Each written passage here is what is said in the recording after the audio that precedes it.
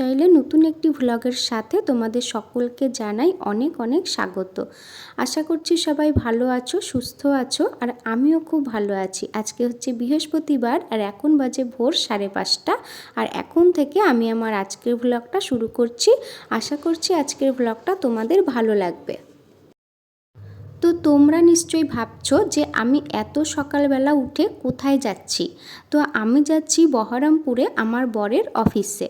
আর সকালবেলা বেরিয়েছি, তার কারণ ভেবেছিলাম যে সকাল সকাল গেলে কি সকাল সকাল পৌঁছে যাব আর ট্রেনটাও হয়তো ফাঁকাই থাকবে।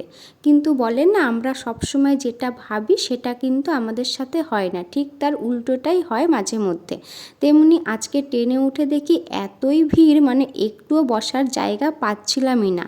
তার মধ্যে ট্রেনটা আরও 1 ঘন্টা লেট করে পৌঁছেছে আর কি।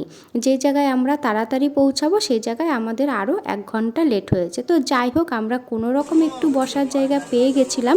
কিন্তু এই মহারাজকে যখন দেখলাম ট্রেনে উঠেছে তখন এতই ভিড় ছিল, মহারাজ একটুও বসার জায়গা পায়নি। তারপরে আমরা যখন নামবো তখন মহারাজ একটুখানি বসার জায়গা পেয়েছে। তো যাই হোক, মহারাজকে দেখতে এত সুন্দর ছিল, তাই আমি একটুখানি ভিডিও করে নিয়েছি। আর মনটাও একটু শান্তি লাগলো যে মহারাজ একটু বসার জায়গা পেয়েছে।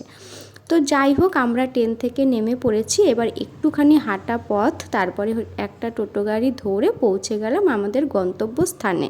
তো আমরা সকালবেলায় প্রায় ভোর 5:30 নাগাদ বেরিয়েছি, কিন্তু কিছু খেয়ে বেরোইনি। আর অত সকালবেলায় সত্যি কথা বলতে কি আমি একদমই কিছু খেতে পারি না।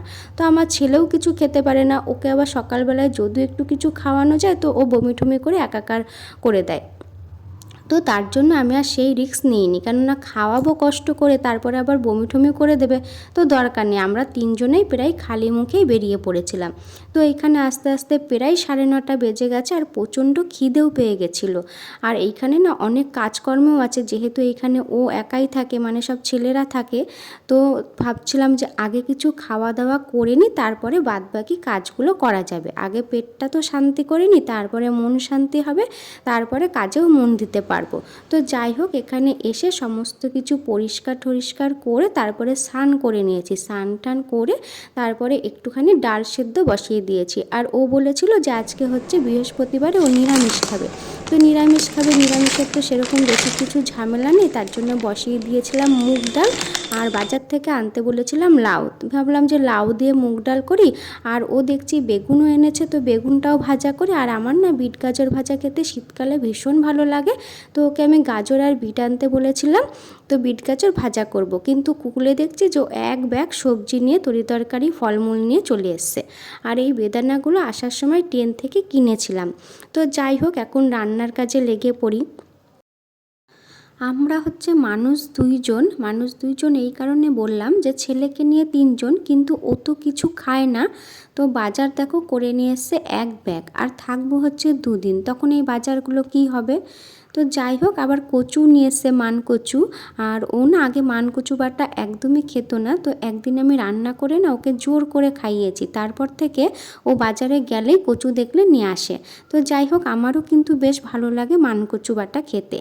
আর এই যে আজকে লাউ আনতে বলেছি, তাই লাউটা দেখে এখন আমার মায়ের কথা মনে পড়ে গেল। আমার মা যখন ছোটোবেলায় বলতো যে লাউ খেতে বা লাউয়ের কোনো তরকারি খেতে, তখন না একদমই খেতে চাইতাম না। তখন কেমন লাউটাও দেখলে কেমন একটা নাক সিটকোতাম, দূর এইগুলো আবার কেউ খায় নাকি। আর আজকে দেখো আমি নিজের থেকেই ওকে বললাম যে একটা লাউ নিয়ে আসবা বাজার থেকে, লাউ দিয়ে মুগ ডাল রান্না করব। তো এই কথাটাই এখন মনে পড়ে গেল যে ছোটোবেলায় যেগুলো খেতাম না, ছোটোবেলায় যেগুলো অপ্রিয় খাবার ছিল, যেগুলো দেখলেই কেমন একটা নাক সিটকোতাম, সেগুলোই এখন খেতে অমৃতর মতো লাগে। তোমাদের কার কার সাথে এরকম হয় অবশ্যই জানিও। আর এখন জানো তো, আমি লাউয়ের যে খোসাগুলো সেগুলো ফেলে দিই না, এগুলো কুচিয়ে একটুখানি আলুর সাথে পেঁয়াজ আর লঙ্কা দিয়ে ভাজা করে গরম ভাতের সাথে খেতে কিন্তু দারুণ লাগে। তো আমি খোসাগুলো না তুলে রেখে দিয়েছি, ফেলে দিইনি, যাতে ওটা কালকে করতে পারি। তো যাই হোক, এখন ডালটা হচ্ছে একটুখানি 5 ফোড়ন আর একটা শুকনো লঙ্কা দিয়ে ডালটাকে এবার সম্বার দিয়ে দেবো।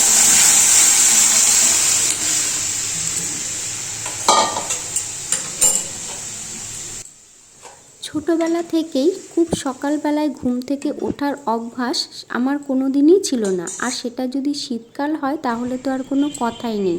শীতকালে তো বাপের বাড়ি থাকতে 9টার আগে আমি ঘুম থেকে উঠতেই পারতাম না। আর যেদিন যেদিন আমার সকালে পড়া থাকতো প্রায় অর্ধেক দিন পড়া বন্ধই যেত।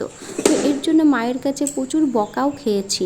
আর শ্বশুরবাড়িটাও হয়েছে বাপের বাড়ির মতো, মাও মানে যতক্ষণ আমি ঘুম থেকে না উঠি মাও আমাকে এসে কোনোদিনও ডাকেনি।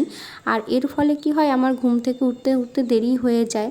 তো আজকে যখন সকালবেলা ঘুম থেকে উঠে এক জায়গা থেকে আরেক জায়গায় এসে তার মধ্যে যদি দেখি যে আমার চারপাশটা অগোছালো এলোমেলো তারপরে নোংরা, তো সেটা দেখে যখন আমি পরিষ্কার টরিষ্কার করে তারপরে যখন স্নান করেছি না, আমার শরীর পুরো ছেড়ে দিয়েছে।